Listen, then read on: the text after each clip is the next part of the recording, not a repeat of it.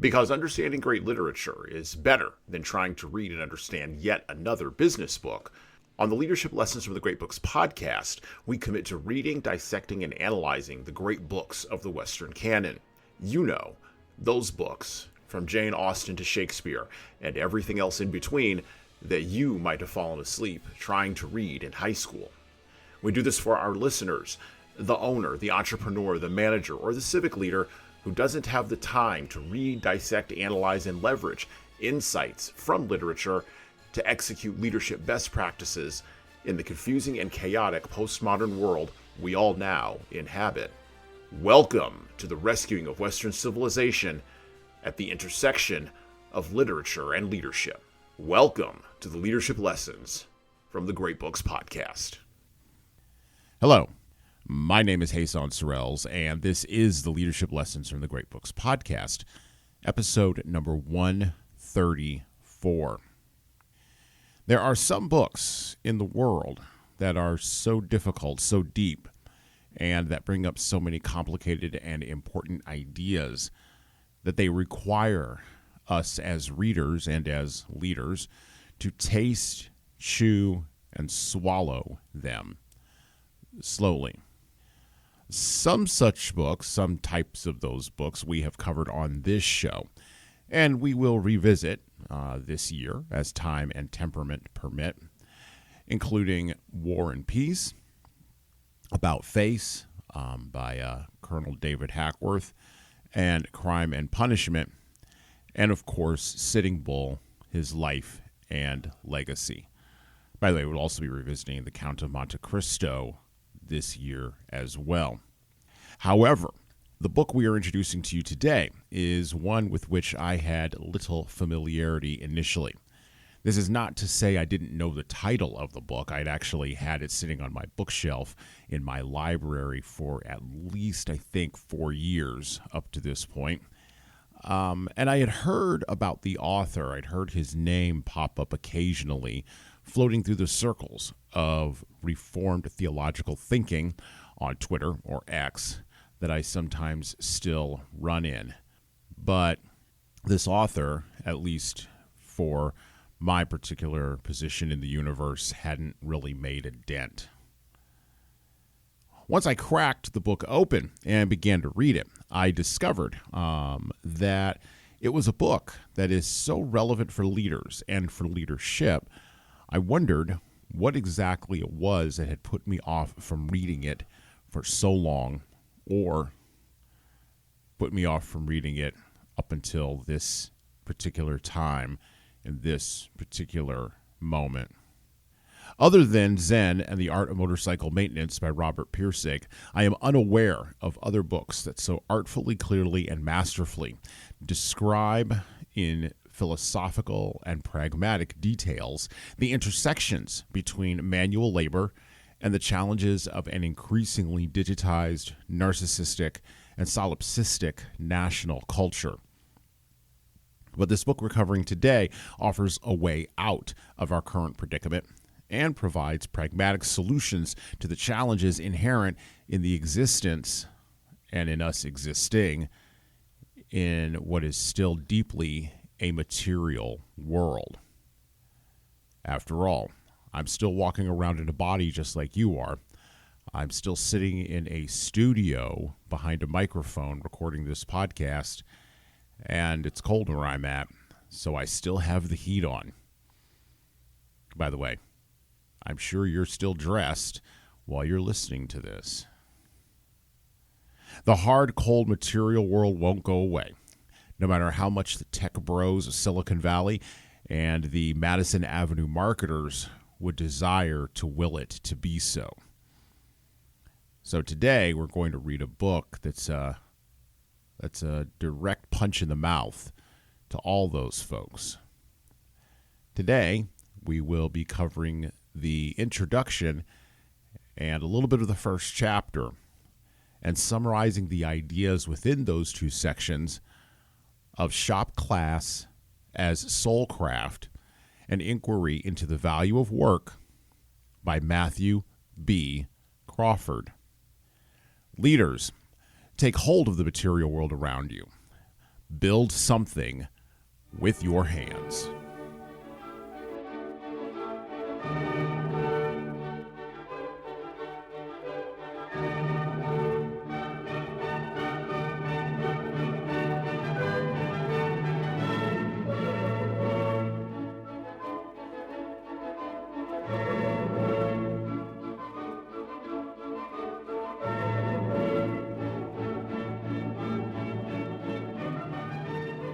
And so we're going to open up today with the introduction to Shop Class as Soulcraft by Matthew B. Crawford. Now, just so that we can get this off the table early, this book was published by Penguin Press in New York in 2009. And as such, we will not be reading directly from the book. Instead, what we are going to do is we are going to go through the introduction. I'm going to summarize some of the core ideas from this book, and then we are going to discuss those core ideas, break them down, and give some pragmatic conclusions that you can take from the book as a leader. So when you open up Shop Class as Soulcraft, an inquiry into the value of work, you of course hit the introduction, and he opens the book, Crawford does, with an anecdote about a good friend of his who used to teach a shop class in Richmond, Virginia, called Noel Dempsey, who was rescuing at the time of the writing of this book, was rescuing tools being sold off by high schools that were getting rid of shop class across the country in favor of turning students into quote-unquote knowledge workers. Crawford moves very quickly through a description of Sears catalogs and how consumers back in the past used to be able to access their material goods in order to fix them and repair them with their own hands. He also laments this idea of a wedding of futurism to what might be called virtualism, a vision of the future in which we, and I'm quoting directly from the book, the introduction here from Matthew Crawford, quote, a vision of the future in which we somehow take leave of material reality and glide about in a pure information economy. Crawford posits that building things in the material world is an antidote to the ways in which the scientific managerial structure created around this type of virtualism, this type of fantasy, and it serves as an antidote to that. He also asserts that material work in the material world creates a different kind of moral structure around work.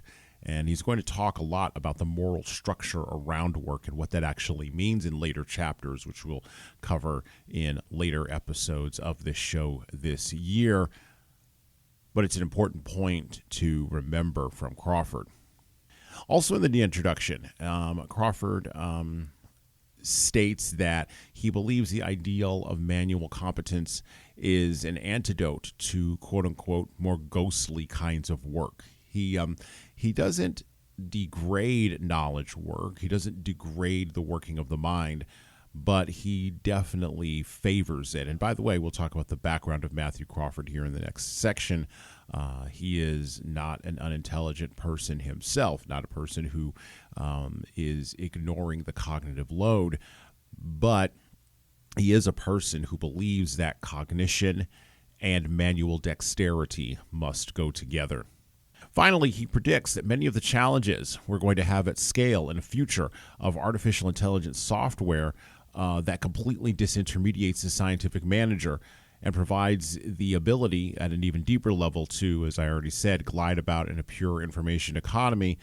He predicts that those challenges are going to increase. One of the reasons why I think we needed to read this book now and cover this book now on the podcast is because we are at this next technological revolutionary moment. I've talked a little bit about AI on this podcast. I have not focused on it necessarily. And yes, I have spoken about it from what may be interpreted as a doom and gloom perspective. But AI is just a tool. Crawford would assert that it's yet another tool, a now computational tool built on top of electronic tools. That's a term that he used back in 2009, which were built on top of scientific tools in the 20th century that were designed to delude and to create phantasmagorical worlds for the purposes of separating a worker from their work, and at a deeper level, for the purposes of separating a human being, men and women, but a human being from this idea of competence, creativity, and here's a big one, agency in the material world.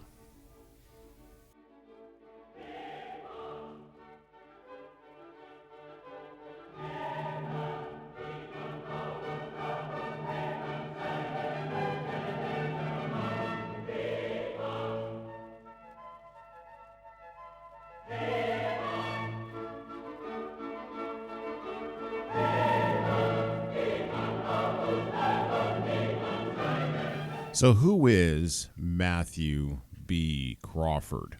What type of literary life has he led, and why should we bother caring about his book? And by the way, Shop Class as Soulcraft was his first book. He's written 3 others focused on the intersection of work and virtue, talking about vehicles and the power of driving in America and what it means to actually have a vehicle in America. And he's written another book. I can't remember the particular topic of that one, but you can go and find that book on Amazon. He seems to be a thinker that is living at an intersection that has been abandoned by many thinkers. Crawford was, or is, an American writer and research fellow at the Institute for Advanced Studies in Culture at the University of Virginia. But before that, he was a physics major as an undergraduate and then turned to political philosophy in the early 2000s. And in Shop Class as Soulcraft, he chronicles his journey from being in a graduate and PhD role, graduate student role, pursuing his doctorate, and applying for and thinking about moving into the academic world more deeply, and the sense of dysfunction's not really the word, disconnection that he had from that particular world, because alongside his physics understanding and his political philosophy graduate work, he had been working as an electrician. And he'd always worked with his hands. He'd been interested in mechanics and in automotive work, and had been supporting himself as an electrician, working during the summers while working as an undergraduate. While matriculating as an undergraduate and matriculating as a graduate student. So he'd been doing that, and he'd also begun to develop, ever since he was a teenager, an interest in motorcycles and, in particular, cars, in particular a VW Beetle. As of the year 2020, he was a contributing editor at the New Atlantis and had continued to be a motorcycle mechanic with a shop, Shaco Moto, in Virginia. Matter of fact, in Richmond, Virginia. So if you Google Matthew Crawford, you'll find Matthew B. Crawford. You will find a whole bunch of different things on him, including a very interesting interview that he did with NPR back in the day. Matthew B. Crawford is one of these folks who came from humble origins. He was raised in a commune from the time he was born until he was about 12 years old. He learned how to engage with manual competency and learned the power of agency that went along with that. His father had a background in physics, and he talks about his father in Shop Class as Soulcraft. and how his father's conception of the world didn't really help him when he had to fix a material problem with a vehicle he was frustrated with, that aforementioned VW Beetle. I believe probably that would have been in the late 70s and early 80s, because Mr. Crawford is getting into his 60s by now. So that's a little bit about Matthew B. Crawford, a little bit about his literary life, his background, and his influences. I strongly encourage you to check him out and, check out his work, because the intersection that he lives at is an important one for us to get to as leaders with our own unique backgrounds.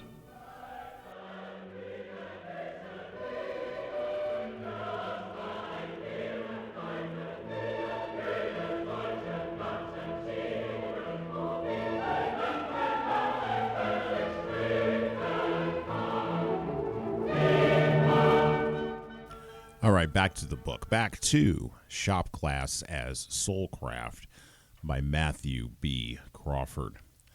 So we're going to pick up where we left off, and we're going to jump from the introduction, which is all kinds of full of all kinds of good stuff, to chapter 1. Now, I mistakenly said there that the introduction started off with a story about the gentleman buying things on eBay from old shop classes.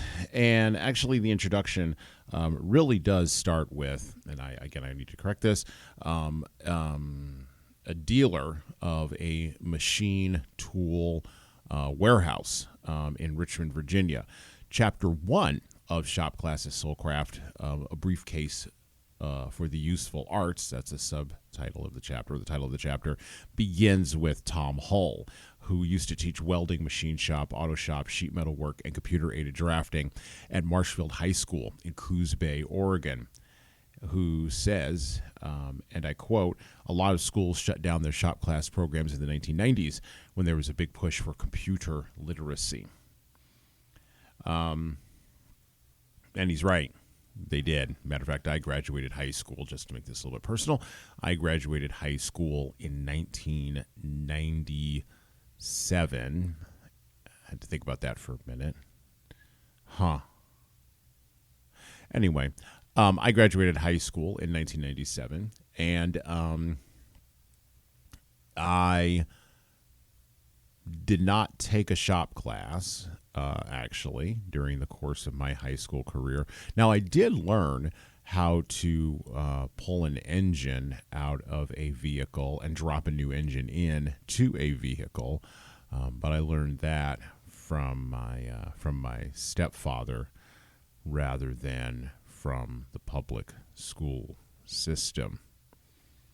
So in chapter 1 of Shop Classes Soulcraft, Matthew is making a case for the useful arts, and he delineates, he separates the useful arts as those that are tied to manual labor, this idea of craftsmanship, and how he characterizes it, and I love this characterization, a brute understanding of the character of the material world.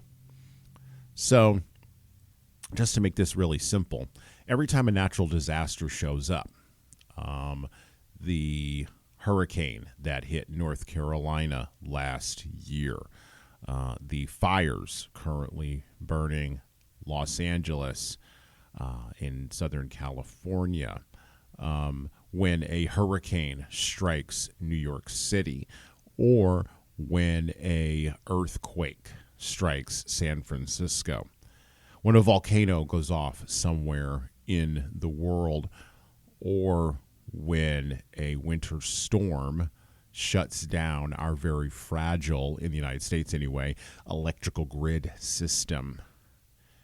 When these systems collapse in the face of brute nature, we are reminded as sophisticated, urban-oriented individuals, even if we're rural Many of us have cell phones, and we're still on Instagram and on TikTok, and we can still see what people are doing in other places.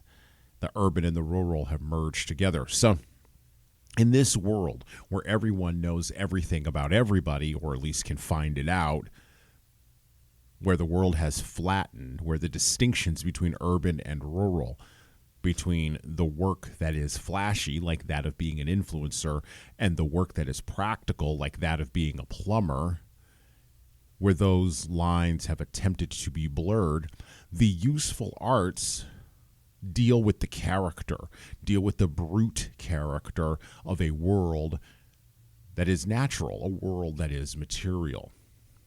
Think about it this way.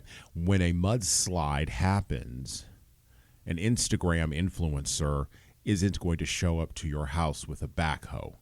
Now, the guy who shows up to your house with a backhoe and clears the mud out of your front yard might, matter of fact, probably is on Instagram, but they wouldn't identify themselves as, at least not probably primarily, as an Instagram influencer. And this is the point that Mr. Crawford is making in the first chapter of, or the first part of the first chapter of Shop Class at Soulcraft. He states that, quote, craftsmanship means dwelling on a task for a long time and going deeply into it because you want to get it right, close quote. I can't think of a better description for what leaders are supposed to do, not managers. If you're a manager listening to this, you can become a better leader, not by becoming a better manager, but by actually dwelling on the task of leadership for a long time and going deeply into it because you actually want to get leadership, not management, right.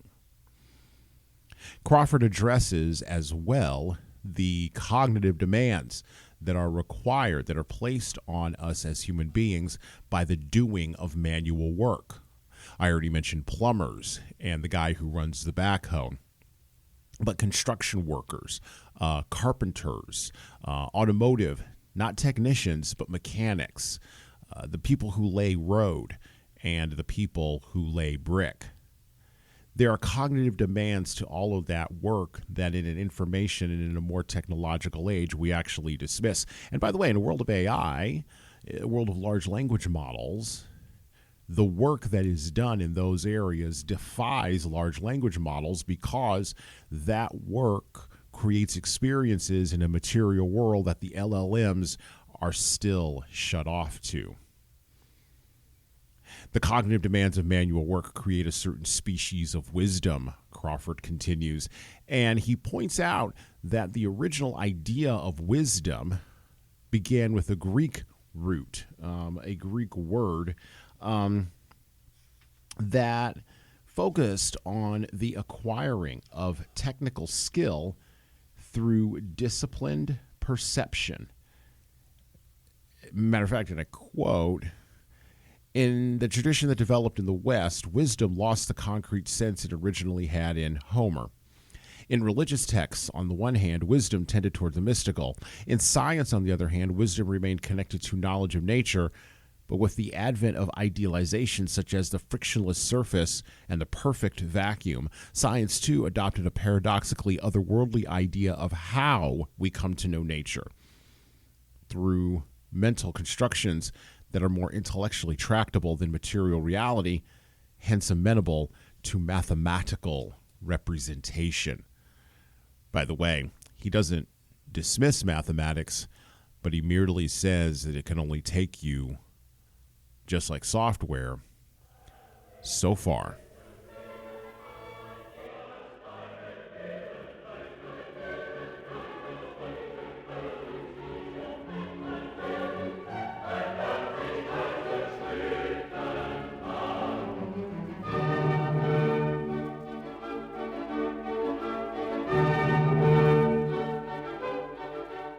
So does God or nature really like a builder?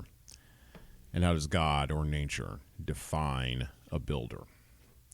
Well, I'm of the personal belief, and that was actually sort of the subheading of this particular section of our podcast today, this particular moment that we are going to have together, that God does like builders.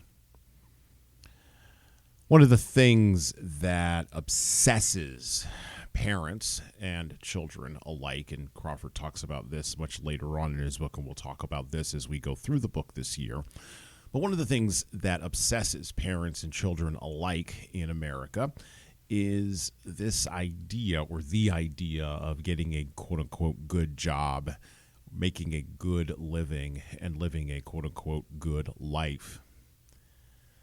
As a matter of fact, I have people in my life who are older than me, and I'm in my mid-40s, who are still concerned that I'm not making a quote-unquote good living. But what does that actually mean? What does that mean in the context of a K through 12 system and later on a college system consisting of graduate and undergraduate work that no longer aligns with the world of work, that is misaligned, or as Crawford would assert, that is too overly aligned with the world of work? What is the point of the K through 12 to college to quote-unquote urban employment in a large global city funnel if the people produced by that funnel, if the product of that funnel, are unable to even know, identify, or fix what's wrong in their own material world? Sure, you can read an Excel spreadsheet, but can you mount a door on a hinge if it falls off in your house without having to call somebody to do that? Sure, you can edit really, really fast using an AI program, or you can make really cool looking videos for YouTube, but you can't hammer a nail. Sure, you can go ahead and order a really cool latte from a really cool coffee shop in town with really cool people in it, but when that little check engine light comes on in your car, you don't even know what it means, much less what to do if you're ground out in 102-degree heat in Texas or negative 15-degree cold in the mountains of Colorado. To paraphrase from a movie from the 1980s, when you get in trouble in the material world with all of your degrees and credentials that your parents encouraged you to get, who are you going to call? These are increasingly important questions to ask, and they were beginning to be asked in the early 2000s. I know, I was there.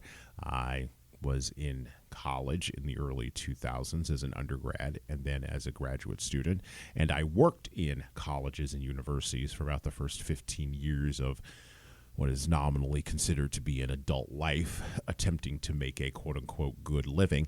And I've spent a lot of time around academics, and I've spent a lot of time intersecting with the academic institutions that make this country what it currently is.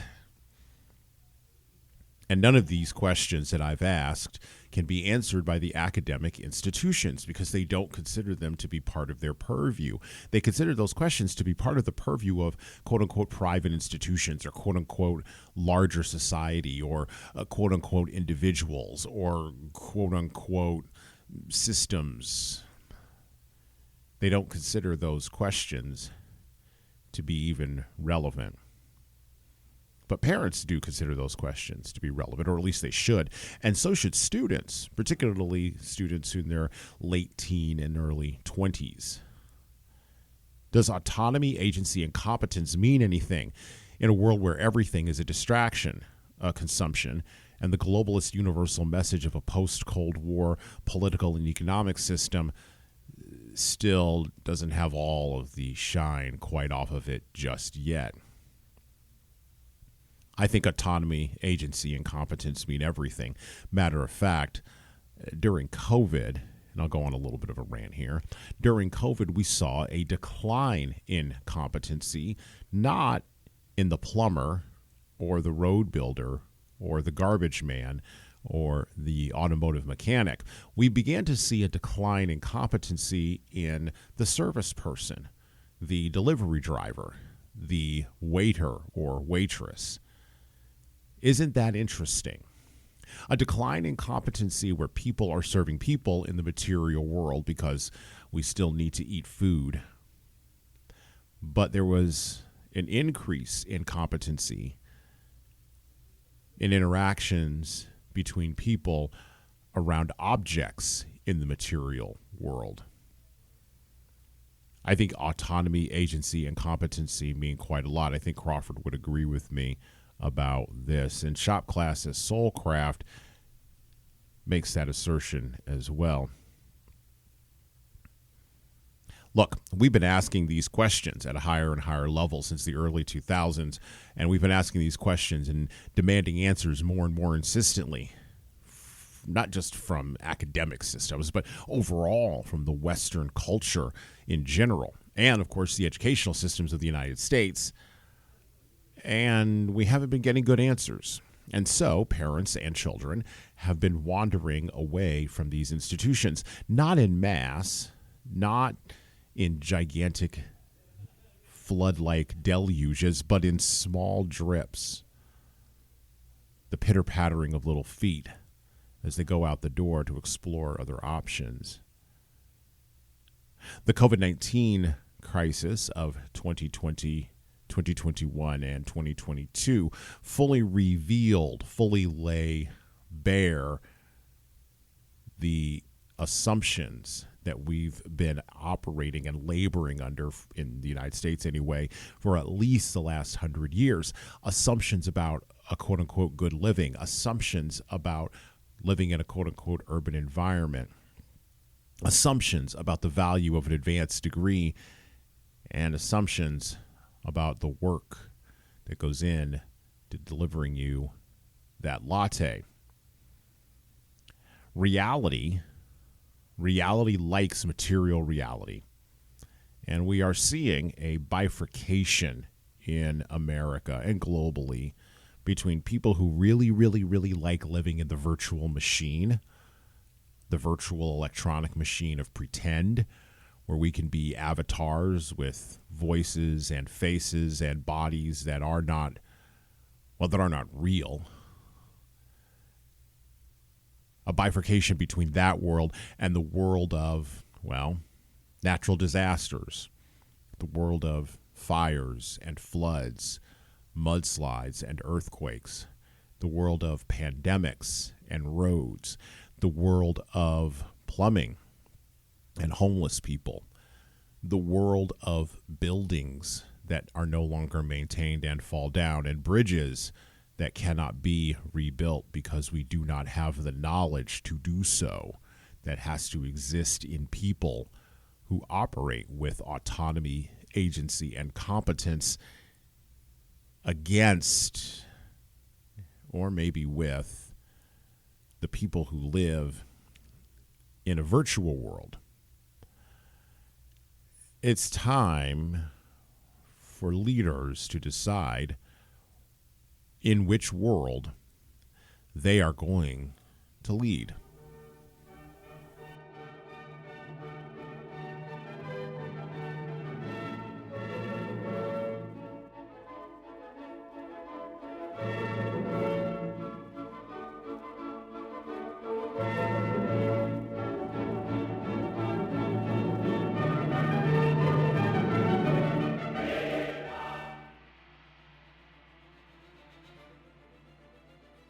Hello. So I'm going to do some shilling here, and hopefully this will be a pause in our riveting conversation for you. I have an offer for you. My most recent book is 12 Rules for Leaders, The Foundation of Intentional Leadership. It's available in paperback, hardcover, or as an ebook on Amazon, Barnes & Noble, Kobo, and any other place you order books. Now, in this book, I address the 12 leadership areas that I have found leaders need to be the most intentional in to be the type of leader followers actually want to follow. From establishing a foundation of leading teams through managing conflict effectively, all the way through leading teams through change, knowing what to do and why to do it can help readers, like the ones listening to this show, become better leaders. Look, reading this book and living it is like getting coaching from me directly without having to pay my full coaching rate. Head on over to leadershiptoolbox.us. That's leadershiptoolbox.us, and scroll down the homepage and click on the Buy Now button to purchase in hardcover, paperback, and Kindle format on Amazon 12 Rules for Leaders, the foundation for intentional leadership. And that's it for me. Now back to the show.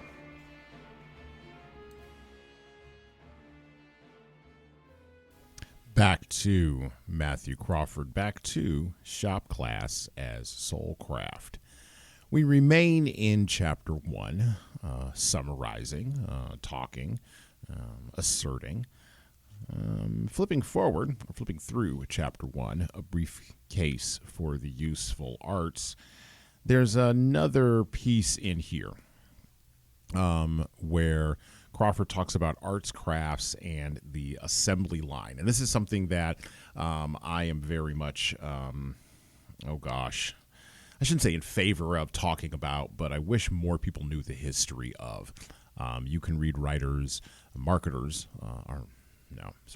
you can read writers like Seth Godin, the marketer, but others Doug Wilson, the theologian, who have talked in depth about one of the most dynamic inventors of the early 20th century, a man named Henry Ford, and how he constructed not the car.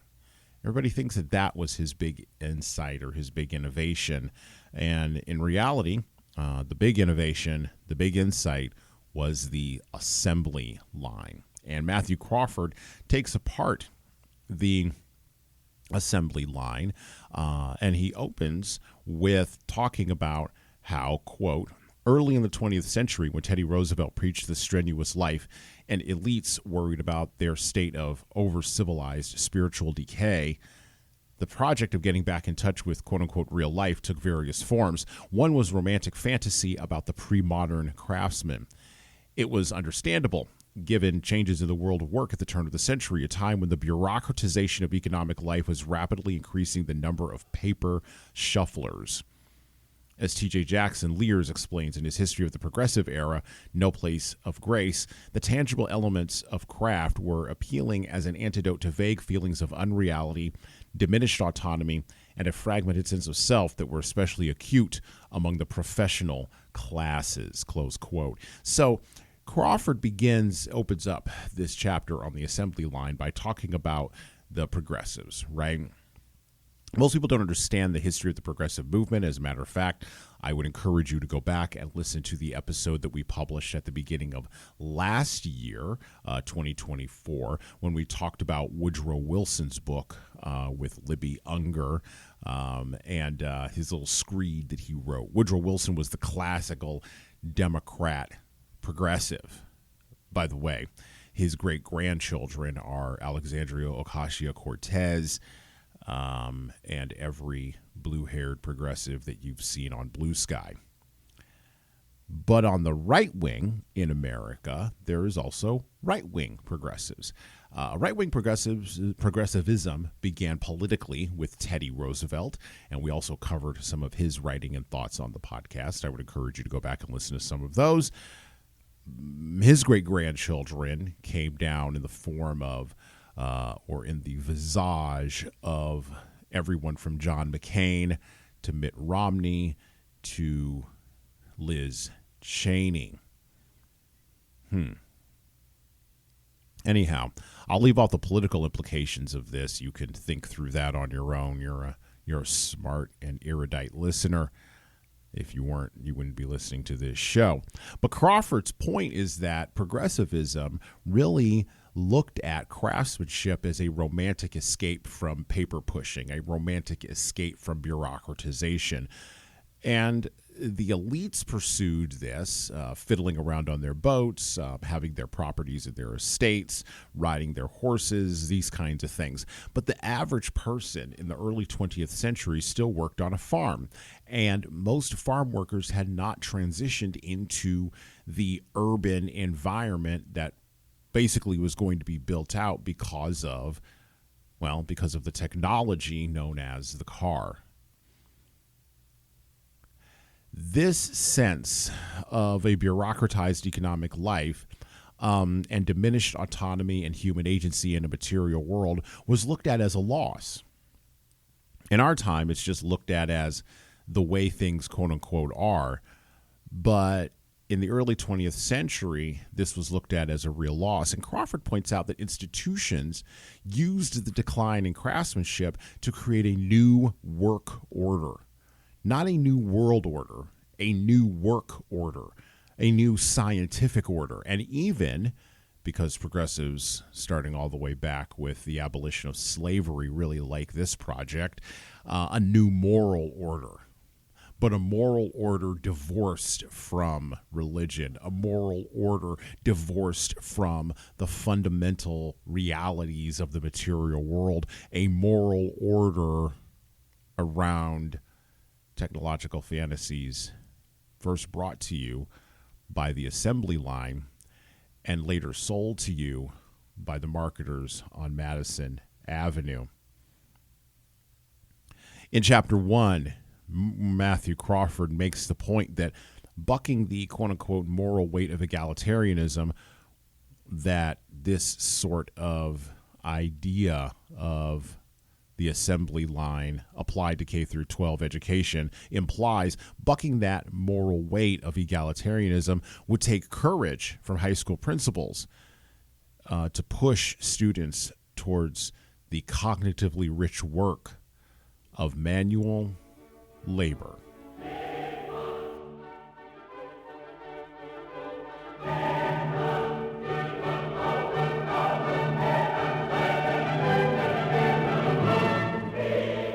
So what do we do with that idea, right? What do we do with the idea of the assembly line being taken from making cars in the early 20th century to making a new type of man, to selling that new type of man to the new type of man, to inculcating the young through the K through 12 educational system, and to the decline of manual competency in an increasingly difficult material world? What do we do with all this? How do we stand athwart history, as William F. Buckley would have infamously said back in the day, a product of the K through 12 system himself, as well as the Ivy League educational elite institutions that produce the thinkers and the philosophers who come up with the justifications for this new progressive order? What, he would say, stand athwart history. How do we stand athwart history and yell, stop? And how do we do such yelling in light of the fact that we are at the end of, or approaching the end of, an 80-year cycle of history known as the Fourth Turning, and that we are about to embark on another 80-year cycle of history that will take us all the way to the end of this 21st century, an end that I will probably not live long enough to see. What do we do with all of this? How do we change the systems? Because here's the thing. The material world isn't going anywhere, right? Manual labor still has meaning. You still have to deal with the land. You still have to move the trees and move the rocks and move the dirt and build the houses and build the buildings. And by the way, you have to do it competently so the buildings don't fall down, the roads don't crack, the trees don't fall over on the kids, and of course, so that everyone is safe physically, so that they can all go run around and be unsafe virtually. How do we manage this next transition of man from what Crawford described as electronic back in 2008, 2009, when he was probably writing this book, to digital, to now algorithmic, which is the current transition we're in? Well, if you're a leader listening to this, you're probably wondering when I'm going to get to the point, and here is the point. I've been looking for a strong antidote to the utopian level of marketing hype from the usual suspect technologists around what is now being called artificial intelligence. This book, Shop Class as Soulcraft, along with a couple of other books, including, and I've already mentioned Seth Godin, but Seth Godin's great book, Linchpin, and Doug Wilson's book, Productivity. These three books together represent an antidote to that marketing hype. Matter of fact, I would encourage you, if you're listening to this as a leader and you have a student who's getting ready to return to college for the spring semester, or you have a senior in high school or even a junior who is wondering what to do with their lives and they're not exactly excited about going to college, but they don't have the skills or manual competency because you didn't have those skills and you couldn't give them to them, and no one in your family could either. I encourage you to get them those three books, shove them in their hands, and then send them off to maybe trade school, or maybe apprentice them to a plumber or an HVAC person or an auto mechanic in your local town. Don't worry, they'll make a good living. These three books are an antidote to that marketing hype. Such utopian hype, I worry, will only widen the chasm further between human thinking and human doing. And Crawford talks about the difference between those two things, and we're going to cover that later on as we explore this book more this year. We just did the first chapter here today. By the way, that chasm, the chasm between human thinking and human doing, didn't just open up during the fourth turning. It actually opened up at the end of the second turning in the United States and continued to open up during the third turning, unraveling in the 1990s when the internet was turned on. And of course, just like most things during a time of fourth turning chaos, that chasm has only grown as more and more white-collar work, even not just blue-collar work, but white-collar work, has disappeared into the gaping maw of the computer algorithm. One of the things that people don't understand is that the computer will eat your job if you allow the technologist to do that. As I said before, college students need to read this book. And yeah, there's been famous people who have banged the drum in the years between when Shop Class as Soulcraft was published back in 2009 and now on the same things that Matthew Crawford was writing about back then. Folks like Mike Rowe of Dirty Jobs and other folks.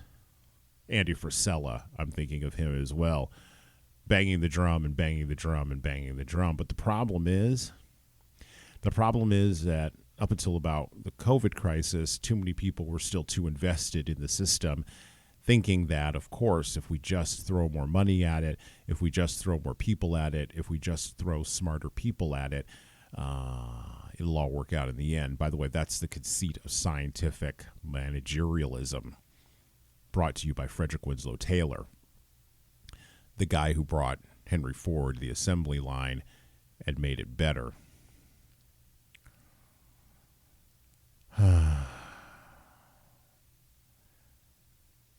This year on the podcast, we are going to talk about solutions to problems in pragmatic ways. And I know I promised a lot of that last year, and we got to very few solutions, I feel, with many of our books that we covered. But this year, we really are going to talk about pragmatic solutions.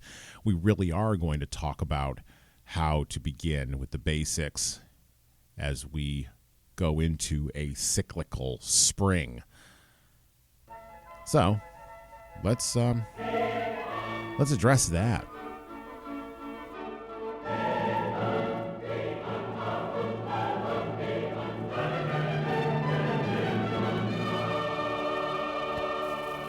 So, solutions to problems, right? REM back in the day infamously said, or sang in their great song, "It's the End of the World as We Know It, and I Feel Fine. Offer me solutions, offer me alternatives."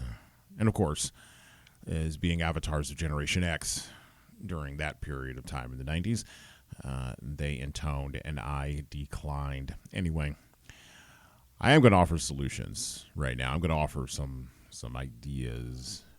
And they're ideas that you can find in Shop Classes Soulcraft by Matthew B. Crawford. There are solutions, but we have to begin with the basics. And here's some of the basics. We can't return to manual competency without someone to train people in actual manual competency. By the way, the people who will train people in manual competency, the people who will train people in how to do that work and how to do the work that requires autonomy, agency, and competence well in a world that is real, where there are upper boundaries and limits to what can be achieved. The people who are going to teach that kind of work, the people who are going to insist that people take on that cognitive strain are probably not going to be, and this is part of the basics, they're probably not going to be nice people. They're probably not going to say the right words or put them in the right order. They're probably not going to be people that are going to make the right jokes or avoid inappropriate innuendos. They're not going to talk the way that Hollywood writers writing for people on Twitter who will give them claps would write them as characters in movies. They're going to speak roughly. They're probably going to use slurs. They're probably going to have retrograde attitudes towards minorities and women, even if they are a minority, and especially if they are a woman. They are probably not going to be nice people in terms of what we mean now in the world as nice, but they will be wise. So here's one of the basics that we're going to have to begin with. The kind of people that we're looking for to teach these sort of skill sets, the people who will have acquired these sort of skill sets, will be people who will be competent but not, and wise but not nice. They will be hard but not loving, at least not squishy, warm, you can get away with fuzzballs loving.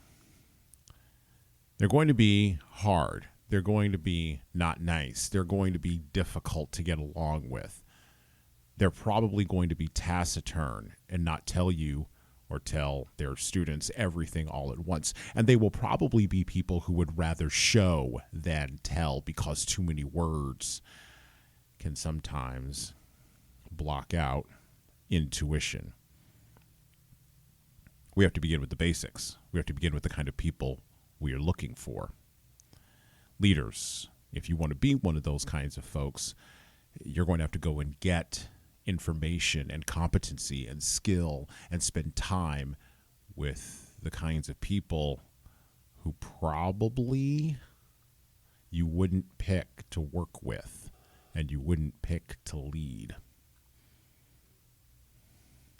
With the ruthless expansion of intellectual technology, building things in the real world with real people helps increase autonomy, agency, and competence way more than working in services or manipulating consumption through the exegesis of finance or through the mysticalness of marketing.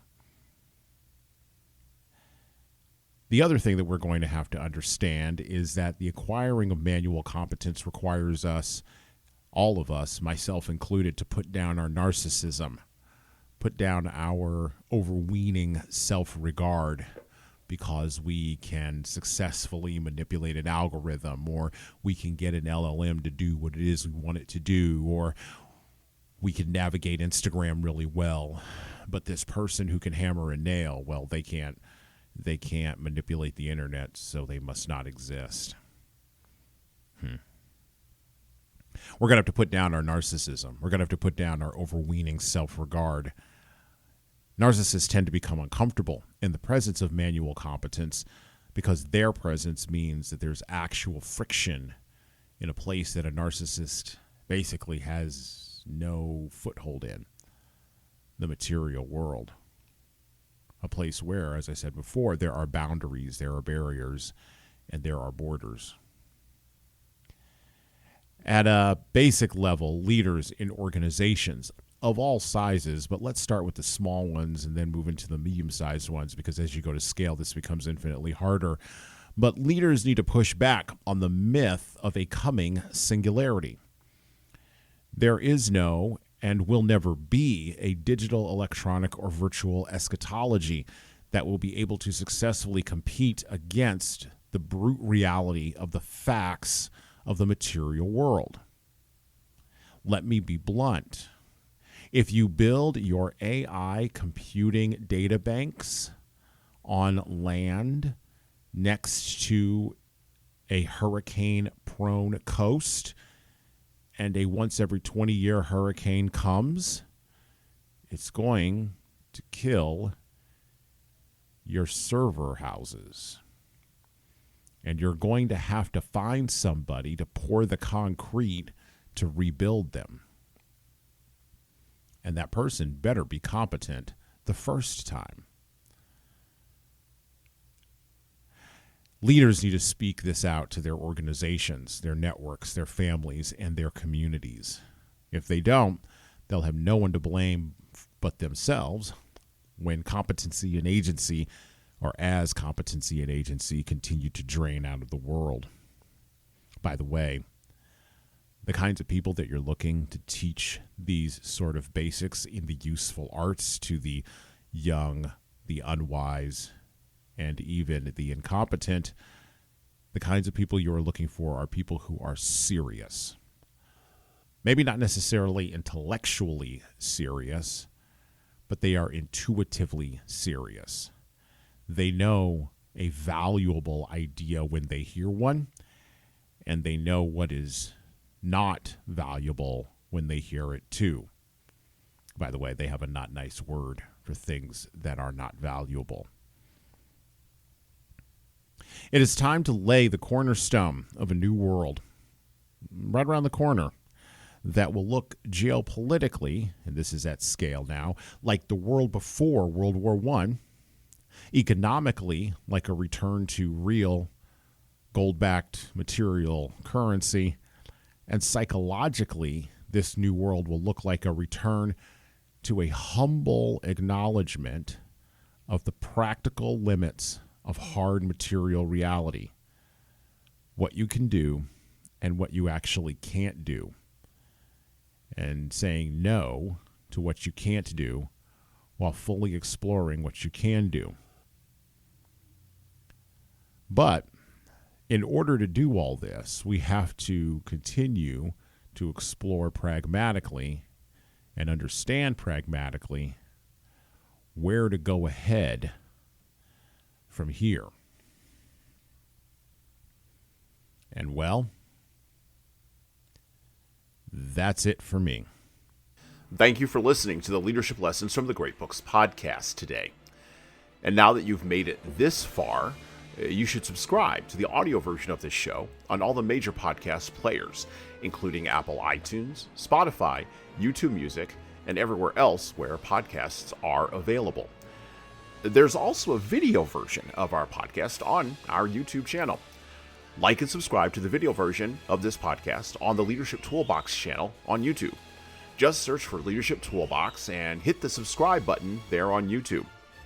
And while you're doing that, leave a 5-star review if you like what we're doing here on Apple, Spotify, and YouTube. Just go below the player and hit 5 stars.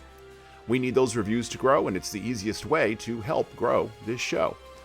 And tell all your friends, of course, in leadership. By the way, if you don't like what we're doing here, well, you can always listen to another leadership show. There are several other good ones out there. At least that's what I've heard. All right. Well, that's it for me.